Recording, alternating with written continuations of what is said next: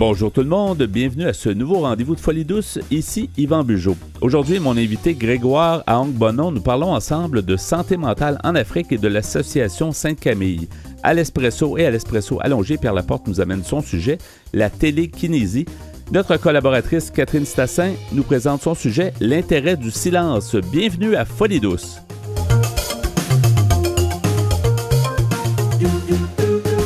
Que vous soyez malin, peu enclin, radin ou épicurien, vous êtes à Folie douce. J'ai le plaisir d'accueillir mon invité, Grégoire Ahong-Bonon. Bonjour Grégoire. Bonjour. Bienvenue à l'émission. Merci. Tu viens nous visiter au Québec. Tu œuvres principalement en Afrique auprès des personnes qui ont des problématiques de santé mentale. Oui. C'est intéressant, l'œuvre que tu fais, c'est connu même un peu partout. Et ici, il y a une association qui te supporte aussi ou qui t'appuie. Mais j'aimerais que tu me parles de l'œuvre d'abord. Quand est-ce que tu as fondé cette application-là au niveau de la santé mentale? Écoute, c'est depuis 1990 que j'ai commencé cette histoire. Une histoire qui me dépasse. Parce que, comme je t'avais dit, je ne suis pas médecin. Je ne connais rien en santé mentale. Ouais.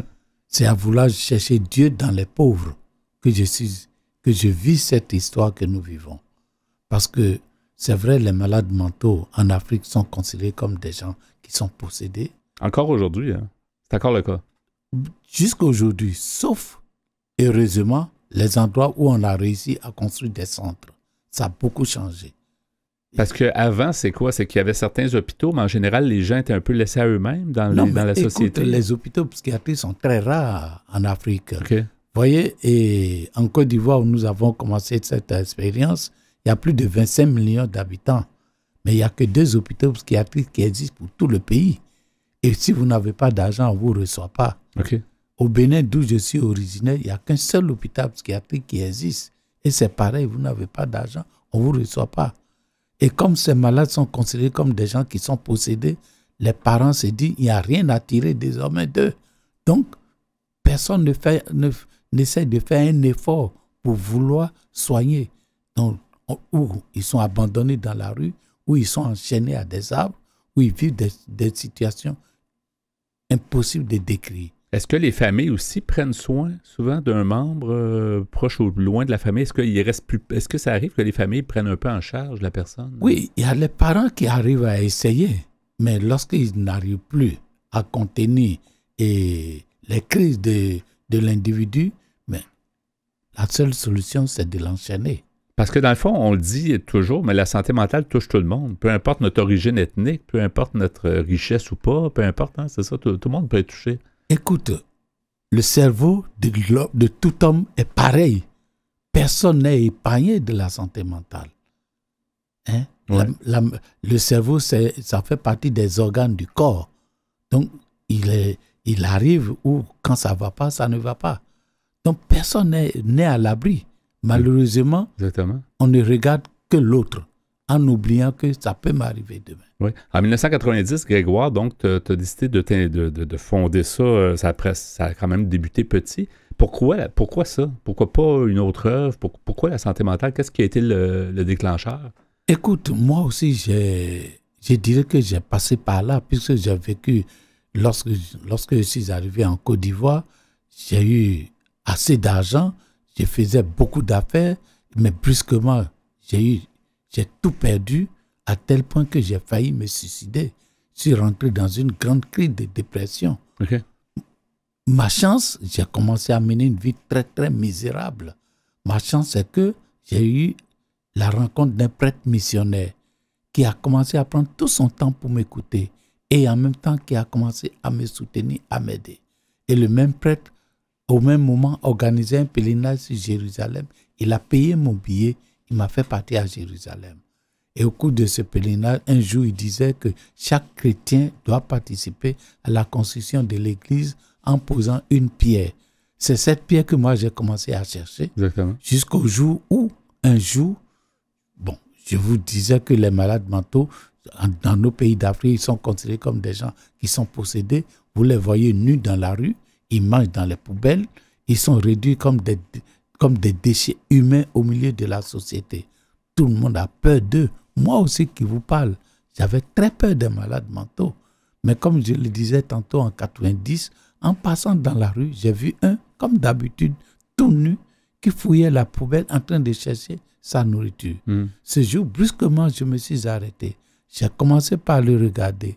Et à force de le regarder, j'ai commencé à me dire, mais c'est Jésus que je vais chercher dans les églises. Mais c'est lui qui souffre en personne à travers ses malades. Du coup, je me suis dit, mais ils font peur. Et comme si c'était quelqu'un qui me parlait, mais s'il représente pour toi la personne de Jésus, pourquoi désormais avoir peur d'eux? Voilà comment tout est parti. Ça. Et ce sont des êtres humains comme nous, comme toi, comme moi, comme tout le monde.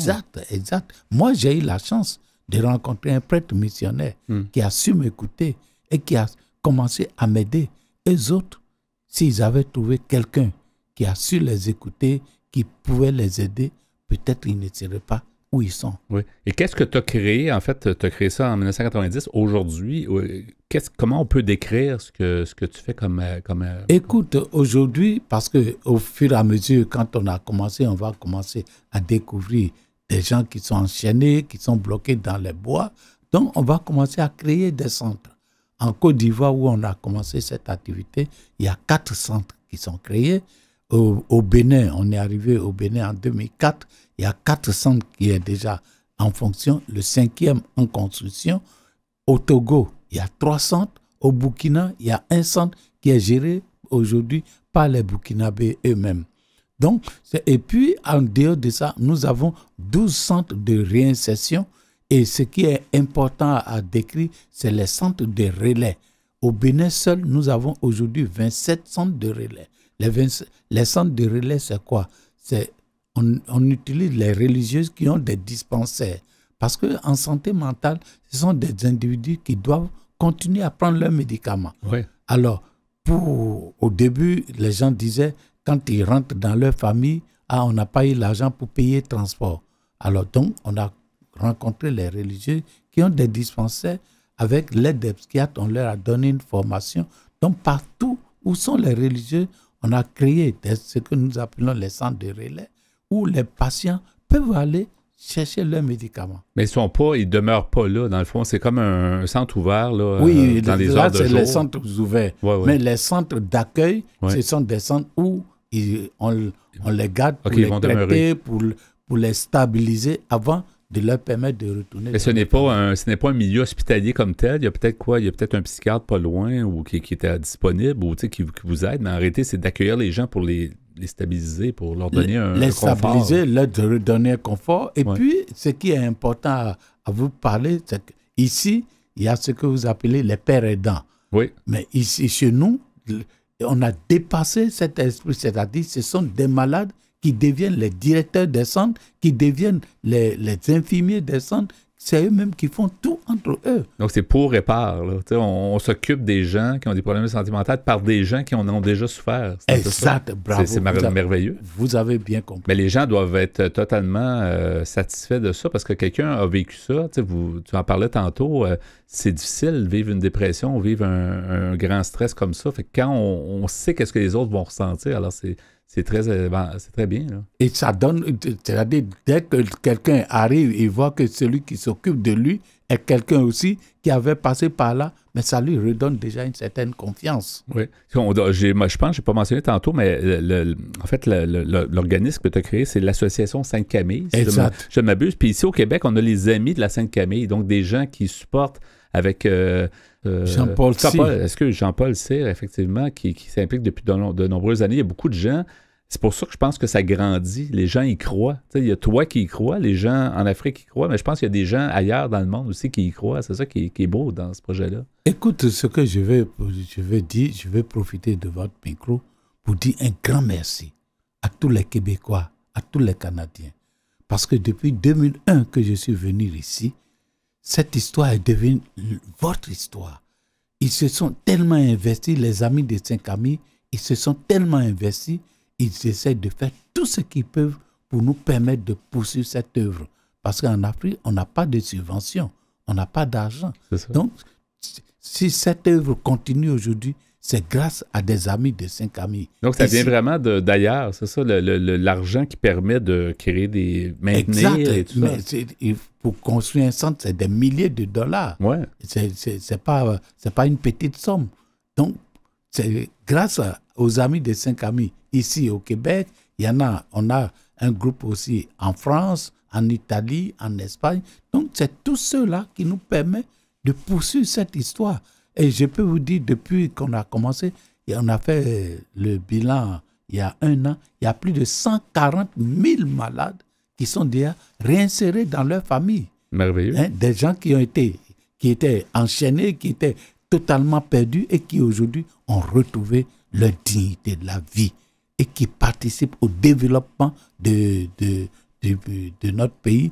Je pense que c'est la plus grande joie que les gens vivent aujourd'hui. Et ça démystifie beaucoup la santé mentale, tu sais, spécialement en Afrique, tu nous dis, puis c'est encore, même récemment, c'est encore comme ça, tu sais, où on a beaucoup de tabous, les gens souvent voient ça comme quelque chose de dangereux, etc. Donc, ça fait probablement partie aussi du message pour démystifier auprès de la population. Oui, non, aujourd'hui, chez nous, où on a des centres, tout le monde accourt pour amener leurs malades.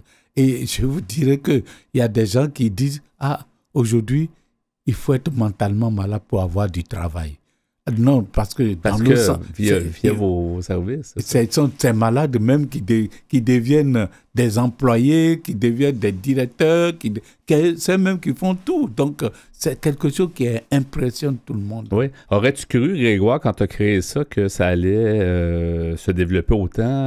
Non, je ne pourrais jamais imaginer. Et quelle est ta conclusion?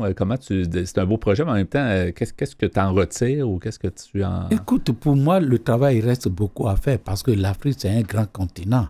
Notre désir, c'est de poursuivre.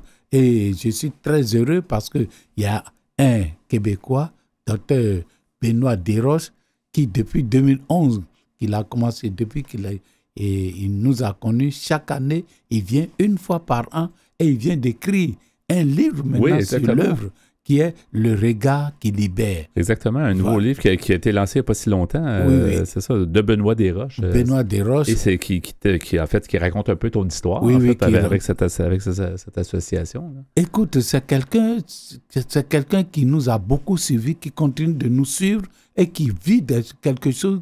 Lui-même, il dit, je suis allé découvrir quelque chose que je cherchais dans ma vie. Oui. Il est tellement heureux. C'est merveilleux. Quand il vient chez nous, pour lui, c'est extraordinaire ce qu'il vit quand même. C'est merveilleux. Grégoire, il reste peu de temps. C'est fort intéressant. Les gens qui veulent en savoir plus, qui veulent peut-être donner des dons, j'imagine si on cherche les amis de la Sainte-Camille, on va pouvoir trouver, parce que Sainte-Camille, c'est comme S-A-I-N-T, là, comme un homme, là, un saint, là, et non pas une sainte. Là, si on cherche ça sur Internet, je pense qu'on peut accéder justement au site Internet puis voir comment on peut vous aider. Oui, les amis il suffit d'aller sur l'Internet, vous écrivez les amis de la Sainte-Camille, tout dessus, vous avez tous les coordonnées nécessaires. Grégoire Ahong Bonhomme, merci beaucoup de ta visite. Bonne continuation. Je ne sais pas si un jour on ira, nous, Folie Douce, en Afrique, mais si on y va, c'est certain qu'on va aller te voir. Ça me ferait plaisir d'aller te voir puis de voir le succès qu'il y a puis le bien-être des gens. Donc, je trouve que c'est tellement un beau projet. Puis bon séjour au Québec. Puis j'espère que tout va bien aller pour la suite. Merci beaucoup. Merci beaucoup. Merci. À la prochaine. À la prochaine. Au revoir. Merci. Vous avez des choses à dire? Joignez-vous à notre groupe Folie Douce sur Facebook. Parlons santé mentale. Nous voici maintenant rendus au bloc Espresso. Bonjour, Pierre Laporte. Salut, Yvan. Bonjour, ton sujet aujourd'hui, la télékinésie. Oui, la télékinésie, c'est un nom que peut-être les gens, peut-être que c'est pas tout le monde peut-être qui sont familiers avec ce mot-là, mais la télékinésie, si on regarde par exemple, si on regarde la définition, si on va dans Wikipédia, on nous dit la psychokinèse ou psychokinésie, ou tout simplement télékinésie, c'est une faculté métapsychique hypnotétique. Donc, c'est assez compliqué. Alors, c'est une faculté de l'esprit qui permet d'agir directement sur la matière. Elle n'a pas de fondement scientifique. cependant. Donc, c'est l'espèce de faculté de faire déplacer des objets par la force de l'esprit. Ça me fait penser au film Carrie, je pense, avec Cissy Spacek, là, où elle avait une télékinésie assez forte. Oui, mais tu vas voir, on va en parler tantôt de ce fameux film. Ça reste peut-être du mythe un peu. En tout cas, tu vas voir. Les expériences concernant la psychokinèse ont été critiquées pour leur manque de contrôle scientifique approprié et leur non-reproductibilité. Il n'existe donc pas de preuves convaincantes que la psychokinèse soit un phénomène réel. Ce sujet est généralement considéré comme une pseudo-science. Et en passant, je suis allé voir dans le dictionnaire Larousse, il y a eu beaucoup de charlatans à travers les années avec ce fameux phénomène-là. Il y a ceux, par exemple, qu'on peut voir à la télévision qui font plier des cuillères, supposément par la force de la pensée, mais on s'est aperçu par la suite que souvent c'était truqué. Ah ouais. Mais le mot charlatan, si on regarde dans le dictionnaire Larousse, on nous dit autrefois, c'était une personne qui, sur les places publiques, vendait des drogues, arrachait des dents, etc., avec un grand luxe de discours et de facéties. Ou encore, c'est celui qui exploite la crédulité publique en vantant ses produits ou sa science et ses qualités. Ou c'était aussi un guérisseur ou un médecin ignorant et sans conscience. Une personne qui fait des choses extraordinaires et qui a un certain pouvoir magique sur les choses ou sur les personnes. Alors, dans un article qui s'appelle « Télékinésie, le pouvoir caché du cerveau », c'est sur le site Curium Mag. Et on nous dit dans cet article, justement, que dans le film Carrie, dont tu parlais tantôt, le personnage principal interprété par Cissy Spacek, et la souffre-douleur de son école, en larmes et en sang dans les douches du vestiaire, et ridiculisée par les autres filles qui lui lancent des tampons, elle se découvre un pouvoir terrifiant. Elle peut contrôler les objets et les gens par la pensée. Claquer les portes, faire éclater les pneus d'une voiture, pousser une assaillante, provoquer un feu. Il lui suffit de canaliser son énergie mentale en action volontaire sans rien toucher. Son esprit transcende la matière. Popularisé par le roman de Stephen King, dont l'histoire a été reprise au cinéma en 2013, parce qu'il y a eu une reprise de ce film-là, c'était avec Chloé Grace Moretz. La télékinésie captive les adeptes du paranormal. Et si certains élus pouvaient véritablement utiliser leur force mentale pour contrôler ce qui les entoure. Après tout, le cerveau est un organe complexe qui est loin d'avoir livré tous ses secrets. Depuis des décennies, une théorie persistante stipule même que 10% de notre potentiel cognitif serait utilisé. Quelle merveille pourrait-on accomplir si on exploitait les 90% restants, soit tout qui serait en dormance au quotidien? Des habiletés comme la télékinésie pourraient-elles émerger chez les personnes plus sensibles ou plus évoluées? Jocelyn Morettini, qui est un de nos chroniqueurs justement à l'émission, qui est psychologue et neuropsychologue, nous a dit « Il n'existe encore aucune preuve pouvant démontrer l'existence de la télékinésie. » Il ajoute « Il est également faux de croire qu'on utilise seulement 10% de notre cerveau. On serait en mort cérébrale depuis longtemps. » Et il nous dit « On exploite l'ensemble de notre cerveau en tout temps. Les ondes s'activent simplement de manière différente selon la tâche à accomplir. » En clair, malgré les avancées des neurosciences et des techniques d'imagerie cérébrale, les chercheurs n'ont rien trouvé, pas même l'ombre d'un indice qui pourrait valider ce type de super capacité cognitive. Il faut se reporter aux beaux jours du spiritisme à la fin du 19e siècle pour retracer les débuts de la télékinésie. Les médiums avaient alors la cote et se positionnaient comme les interprètes officiels de l'au-delà. Possédés par l'esprit des disparus, ils auraient eu le pouvoir de déplacer des objets par la force de la pensée. C'était du moins leur prétention. Le magicien Harry Houdini, le célèbre Houdini, un redoutable sceptique. C'est drôle de penser que les magiciens peuvent être sceptiques, justement parce que les autres, ils savent que ce qu'ils font, c'est truqué. Ils ont des trucs, c'est ça. Oui. Alors, celui-ci partit en guerre contre ces imposteurs. Il dévoila tous leurs subterfuges et relégua la télékinésie au rang de supercherie. Le sujet revint d'actualité dans les années 1930, quand un chercheur américain tenta de prouver qu'un individu peut contrôler des événements aléatoires. Les candidats tentèrent ainsi d'influencer les résultats d'un lancer de dés. La méthodologie fut douteuse et les résultats peu convaincants, mais ces travaux suffisèrent pour relancer le débat.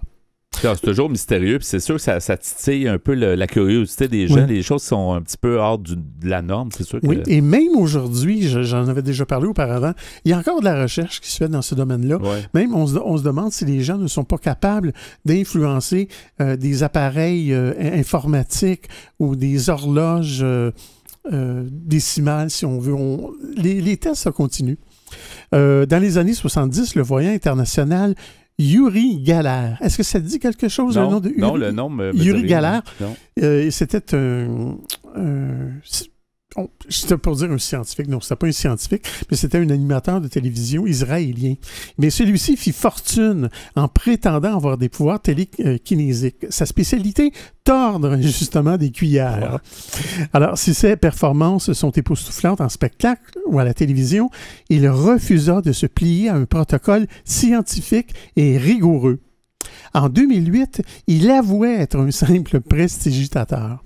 L'esprit humain ne peut manipuler un objet matériel par la pensée, à moins d'y ajouter une interface cerveau-machine. Ouais. Jocelyn Morettini poursuit en disant « Certaines cognitions de base, comme bouger un doigt, peuvent se détecter avec des électrodes. » Mais j'y reviendrai plus tard dans l'émission. Oui, comme à notre habitude, dans le deuxième segment, donc à l'espresso allongé, la télékinésie.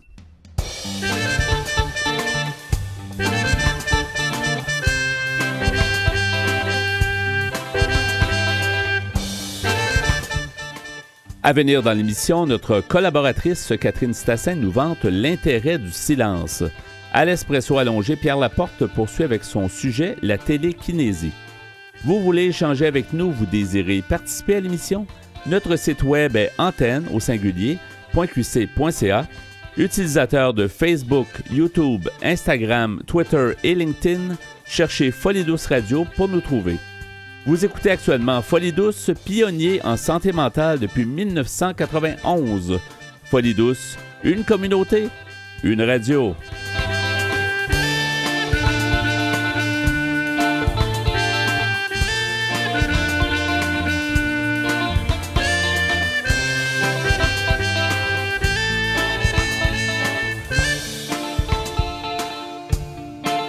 Les meilleurs chroniqueurs en santé mentale s'expriment sur les ondes de Folie Douce. Écoutons-les. Pour ta chronique aujourd'hui, Catherine Stassin, tu vas nous parler de l'intérêt du silence. L'intérêt du silence. Un beau sujet. Un beau sujet. En santé mentale, le silence peut être ressourçant. Il peut nous permettre de nous recentrer, mais il n'est pas évident. Qui n'a pas déjà en rentrant chez lui mis la radio automatiquement, mis la télévision, alors qu'on sort du bus où il y avait du bruit, ouais. Où on sort de l'auto où il y avait de la musique. Quand on rentre chez soi, on n'a pas toujours le réflexe de rester dans le silence, ou en tout cas, on ne prend pas spécialement du temps, peut-être, ouais. Pour rester dans le silence. Or, on va voir maintenant, par quelques éléments, combien le silence peut être important pour rester en connexion avec nos émotions. Quelquefois, il est difficile à trouver, le silence aussi. Ah, ça, c'est autre chose, mais c'est certain que si on habite en famille, c'est sûr que c'est difficile, et donc il faut se donner le temps pour s'isoler et se donner un moment de silence. On peut se donner un moment de silence aussi en allant simplement dans un parc un peu tranquille et dire « c'est là que je vais avoir mon moment de silence ». On peut entendre les petits oiseaux et faire son ressourcement à cet endroit-là, pourquoi pas. C'est sûr qu'il ne faut pas être dans une rue passante avec des gros camions, etc. Là, ça ne va pas marcher. Le silence, ça ne veut pas dire nécessairement absence de bruit total, parce que il y aura toujours un certain bruit, que ce soit un appareil qui ronronne chez nous, ou une cigale qui passe, ou peu importe. Là. Idéalement, c'est sûr qu'on aimerait avoir un grand silence. Je sais qu'ils ont identifié une zone la plus silencieuse au milieu du Canada, dans les prairies, qui était la plus silencieuse au Canada. Ah oui. C'est là-bas. Mais donc, nous, on est ici, on va essayer de se trouver un petit coin où il n'y a pas trop de bruit. Ouais. On veut même carrément, oui, en effet, qu'il y ait du silence. Tandis que pas de perturbations musicales ou d'autres choses, de télévision, de bruit de rue, de gens qui parlent, de cris, de gens qui crient aussi, encore pire. C'est sûr, parce que le but de ça, c'est de nous faire du bien. Comment est-ce qu'on va réussir à se faire du bien dans le silence? C'est qu'on va prendre plaisir à aller à la rencontre de ces silences. C'est sûr qu'au départ, ça peut être angoissant un silence.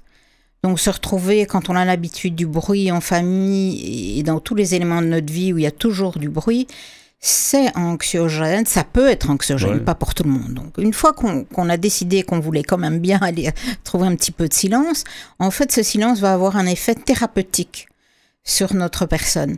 Il va nous permettre un certain apaisement, un développement cérébral et aussi une meilleure concentration.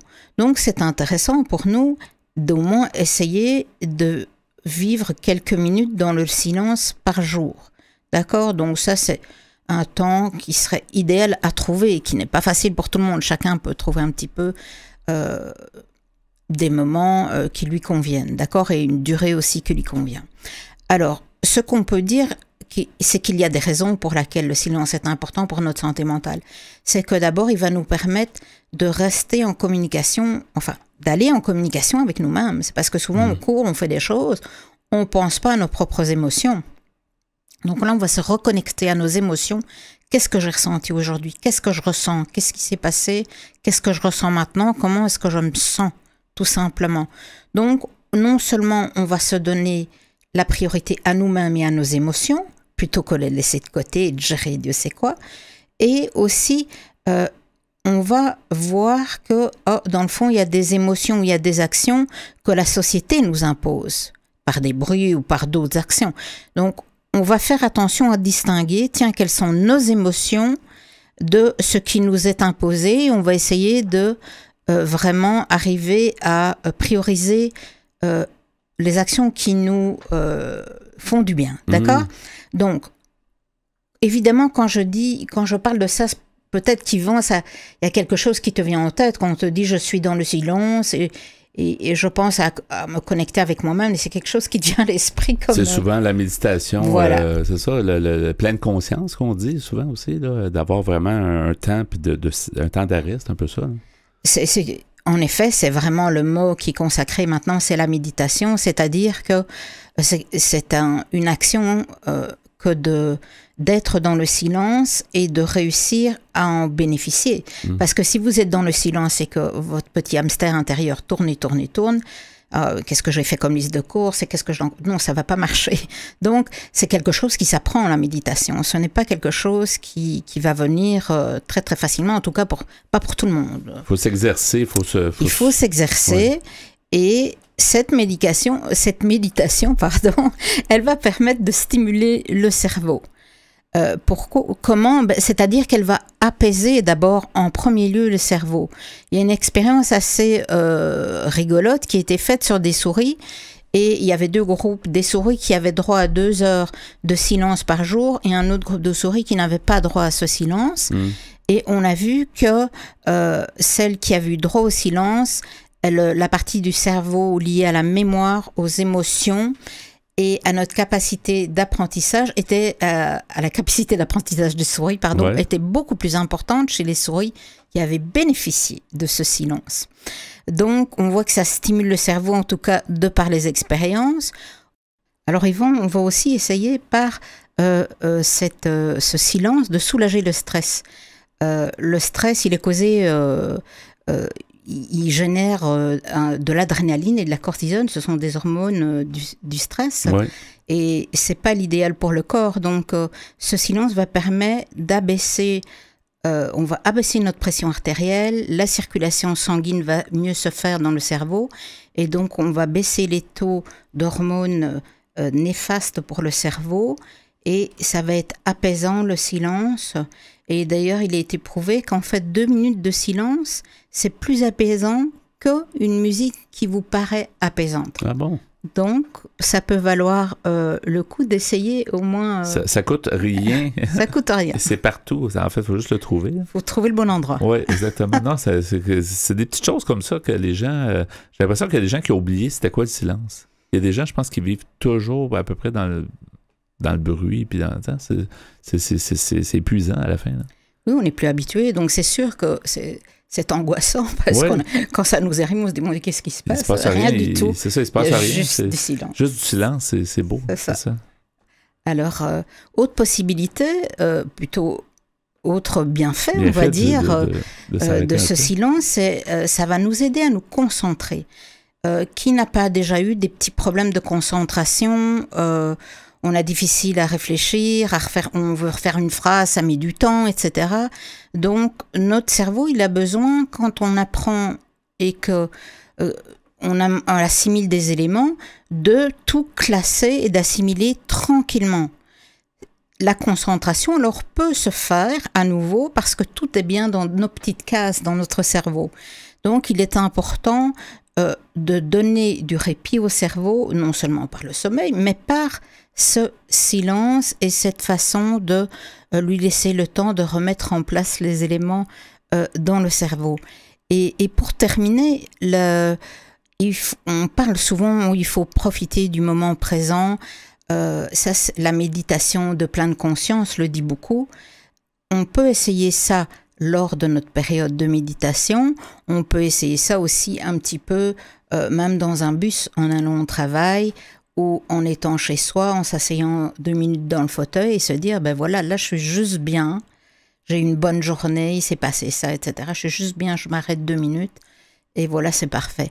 Donc on est attentif à ce qui se passe en nous et autour de nous et on essaie de calmer ce qui s'est passé dans la journée.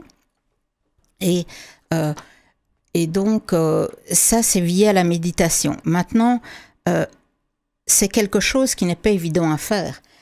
Ça devient un peu plus à la mode. Donc, c'est sûr qu'au bureau, si vous vous arrêtez tout à coup et dites non, ben là, c'est mes 10 minutes de méditation de la journée, bon, ça va être difficile à faire passer. Il y a certains bureaux peut-être qui ont des salles de méditation, justement, ou des salles de repos, là. Peut-être que c'est possible de le faire. Moi, j'ai connu une entreprise où on avait une salle de sieste. Oui, c'est ça. Ça, c'était très sympathique. Donc, aussi. Pourquoi pas? Ça peut sûrement se faire là aussi. Je sais que ça existe dans les universités, les cégeps, des salles zen pour les étudiants qui ont besoin de se recentrer, de se ressourcer. Mais je pense qu'en cherchant vraiment auprès d'un employeur ou dans votre quartier, vous allez trouver facilement un endroit où vous pouvez apprendre à méditer. Est-ce que tes recherches t'ont montré quelle est la durée recommandée, disons, dans une journée pour que ça ait un bienfait à long terme, là, un peu comme... Alors, à partir de 10 minutes, ça peut être bénéfique, mais on peut s'arrêter aussi 2 minutes et essayer de faire le silence pendant 2 minutes et d'être juste bien.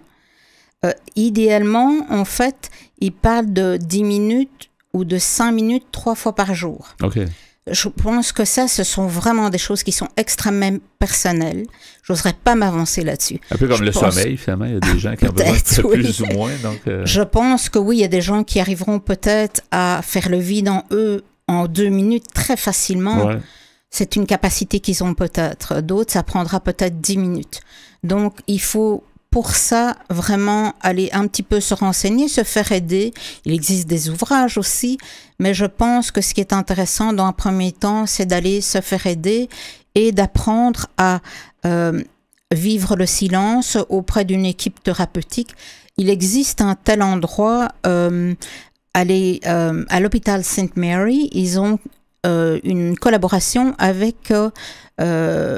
un groupe de méditation de pleine conscience. Donc ça, c'est via l'hôpital St. Mary, mais il existe dans différents quartiers des centres de méditation. Faites attention, évidemment, où vous mettez les pieds, renseignez-vous, si ce sont des gens sérieux, si c'est fait comme il faut. Demandez autour de vous. Aussi, vous seriez étonné d'entendre que les gens, dans le fond, peut-être autour de vous, font déjà de la méditation.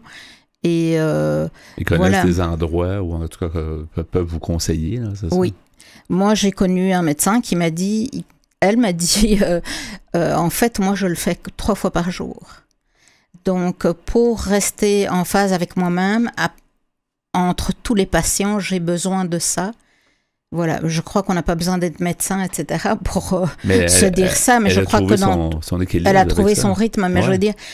chacun doit savoir ce qui lui va et si vous êtes bien à faire ça chez vous, parce que vous avez un endroit que vous aimez, sous un arbre dans votre cour ou sur une terrasse, Dieu sait quoi, et vous êtes bien, parfait.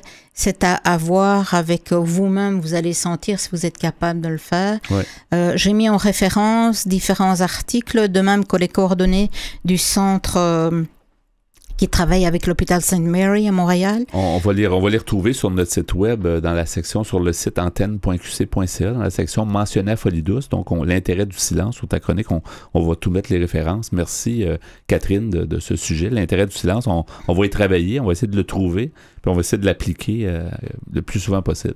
Merci beaucoup. Merci, Yvonne. À la prochaine. Au revoir. Au revoir. Nous sommes Folie Douce.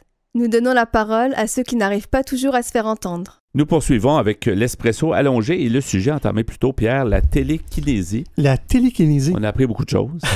Ben oui, on a appris quelques petites choses. On peut mieux définir ce que c'est, surtout. Là. Oui, la télékinésie qui parle du pouvoir de la pensée qui permettrait de faire déplacer des objets. Comme si tu voulais déplacer le micro devant nous actuellement. Je ne sais pas si on serait capable. Ça serait pratique. C'est parce qu'on n'a pas de troisième bras. On n'a pas besoin de prendre la perche avec les ressorts. Ça ne ferait pas de bruit. Exactement. Ouais. Alors, j'étais en train de lire un article que j'avais pris sur le site Curium Mag, un article qui s'appelle « Télékinésie, le pouvoir caché du cerveau ». Et je citais notre ami Jocelyn Morettini qui apparaît dans l'article. Jocelyn, qui est psychologue et neuropsychologue, qui nous dit « Les neurones ne produisent pas d'électricité à proprement parler. C'est le mouvement des ions à l'intérieur du neurone qui crée un champ magnétique détectable. Quand des millions de neurones se déchargent en même temps à certains endroits du cerveau et d'une certaine manière, les scientifiques peuvent décoder la pensée associée. Un mouvement vers la droite, un index qui descend, un bras qui monte, etc. » Jocelyn Morettini nous dit « Au début, on pouvait seulement déplacer un curseur de gauche à droite ou de bas en haut. La science a fait des progrès. On peut faire bouger une main robotique simplement par la pensée, par exemple. Ouais. » Ces travaux exigent beaucoup de mathématiciens, de physiciens et des neurologues, mais la puissance algorithmique des ordinateurs et des technologies fines promettent des débouchés excitants. De la télékinésie, pas exactement, mais tout aussi fascinant. Donc, il y a une réelle force du cerveau, quelque part. Il y a une réelle force de la volonté. Tu sais, quand tu veux que quelque chose arrive, oui. Tu penses vraiment. Oui, puis on s'en aperçoit maintenant avec ce qu'on vient de voir, les mains robotisées, ouais. Etc. On est capable du moins de déceler les pensées, les activités du cerveau pour traduire ça en ordre électronique ou électrique qu'on peut donner à des robots. À nos membres. Exactement. Dans un autre article qui s'appelle « Psychokinésie et télékinésie, la force de l'esprit » sur le site internaute.com, on nous dit « La lévitation, qui consiste à flotter dans l'air sans appui, fait aussi partie de cette discipline que certains pratiquent comme un art aux côtés de la torsion de cuillère. » Ça, j'ai un petit peu de misère, personnellement. Se faire léviter. Je sais pas si tu as déjà essayé, Pierre. J'ai jamais essayé parce que je sais que ça ne marchera pas. Ça prend une concentration. Ça serait d'un demi-centimètre. J'imagine, oui. Même si scientifiquement la télékinésie n'est pas vérifiée, les parapsychologues affirment pourtant qu'elle est possible, mais à un niveau bien plus modeste que la lévitation ou encore le déplacement d'objets. La micropsychokinésie est donc étudiée par les experts, dont ceux du centre de recherche américain, le Princeton Engineering Anomaly Research, ou l'acronyme PAIR, P-E-A-R. Ces chercheurs ont découvert, grâce à une expérience très simple, que l'esprit humain était capable d'influencer certains mécanismes d'objets. Ils l'ont prouvé grâce à des statistiques et à des équations mathématiques très précises. Mais les effets reconnus restent très minimes. Depuis, ces pratiques psy ne font pas l'unanimité et la plupart des gens restent sceptiques. La première raison avancée par les incrédules est qu'en matière de parapsychologie, il existe de nombreuses fraudes. En effet, les charlatans sont nombreux, que ce soit dans le domaine de la psychokinésie ou d'autres comme la voyance, par exemple. De plus, aucune étude n'a prouvé sans appel que les pouvoirs psy étaient réels, même si les parapsychologues n'en doutent pas. La seconde raison est que lorsque les expériences des parapsychologues fonctionnent dans un institut, elle ne refonctionne pas dans un autre. L'expérience de Princeton n'a jamais réussi dans d'autres instituts en Angleterre, au Canada ou en Californie. Aussi, même quand les résultats des expériences sont concluants et qu'ils prouvent bel et bien que l'esprit a une influence sur les choses, cela n'explique pas du tout comment c'est possible. Prouver l'existence d'un phénomène ne suffit pas. Il faut pouvoir l'expliquer. Enfin, il est à noter que dans toutes les expériences qui ont été menées, plus le parapsychologue qui dirige l'expérience croit au pouvoir psy, plus les expériences réussissent. C'est ce que les scientifiques appellent l'effet expérimentateur. La parapsychologie n'a pas encore arrivé au bout de ses peines pour expliquer tous ces phénomènes étranges. Et certainement qu'on va développer des facultés avec le temps. Tu sais, les gens vont devenir peut-être plus connaissants de leur cerveau et de leur force intérieure. J'imagine, parce que certaines expériences nous laissent croire que il y a quelque chose là, comme on dit en bon québécois. Ça doit être un entraînement, à mon avis, comme n'importe quoi. Quand tu t'entraînes à quelque chose, ben, tu deviens meilleur. C'est possible. Sûrement. Là. C'est possible. Un peu plus tôt, je t'ai parlé de Uri Geller. Ça s'écrit U-R-I et le nom de famille, c'est Geller, G-E-L-L-E-R. Alors, j'ai simplement regardé sur Wikipédia. Il y a beaucoup de renseignements. Alors, on dit de ce monsieur qui est né en 1946 à Tel Aviv que c'est un animateur de télévision israélien. Il avait prétendu pendant plusieurs années avoir la faculté de psychokinésie et de télépathie. Moi, je me rappelle quand j'étais petit encore, l'avoir vu à la télévision faire des numéros comme ça, de faire plier des cuillères. Il était invité ici en Amérique du Nord? Je l'avais vu à l'émission de Tonight Show. Oui, il attirait beaucoup d'attention. Il était reconnu pas mal pour oui, puis ça. il s'est miré aussi en passant. Alors, il fut considéré par ses détracteurs comme un prestidigitateur et un charlatan. Le premier sceptique à avoir démystifié ses prétentions était James Randi aux États-Unis au début des années 70. Et plus tard, en France, il y a d'autres gens aussi qui se sont mis à le dénoncer. C'est curieux parce que ce monsieur James Randi, c'est un magicien de profession et il n'aime pas les charlatans. Alors, si vous allez simplement sur Wikipédia, vous aurez tout ça de renseignements sur ce monsieur. En terminant, Pierre, peux-tu rappeler les noms des articles pour les gens qui voudraient relire peut-être? Oui, alors le premier article, c'était sur le site Curium Mag, C-U-R-I-U-M Mag. Donc, ça s'appelle Télékinésie, le pouvoir caché du cerveau. Et l'autre article, c'est sur le site internaute.com et ça s'appelle Psychokinésie et télékinésie, la force de l'esprit. Bien, merci beaucoup pour ce sujet. Vous aimeriez réentendre nos émissions, entrevues et chroniques via YouTube? Pas de problème. Pour y accéder, visitez notre site web antenne.qc.ca. antenne.qc.ca. Avant de terminer cette émission, je remercie notre invité en début d'émission, justement, Grégoire Ahong-Bonon. On nous a parlé de santé mentale en Afrique. Il a aussi parlé de son association qu'il a fondée il y a très longtemps, Association Sainte-Camille. C'était très intéressant de recevoir Grégoire à l'émission. Notre collaboratrice Catherine Stassin nous a présenté son sujet, l'intérêt du silence, une belle chronique sur un sujet vraiment intéressant et important. À l'Espresso et à l'Espresso allongé, merci Pierre pour ton sujet, la télékinésie. Bienvenue mon cher. Et je te remercie également pour ta mise en onde. Bienvenue pour ça aussi. Parfait. Deux fois remercié. Merci beaucoup pour tout ça. Merci à tout le monde. C'est Yvan Bugeaud à l'animation. Bonne semaine à tous et à la prochaine. Au revoir.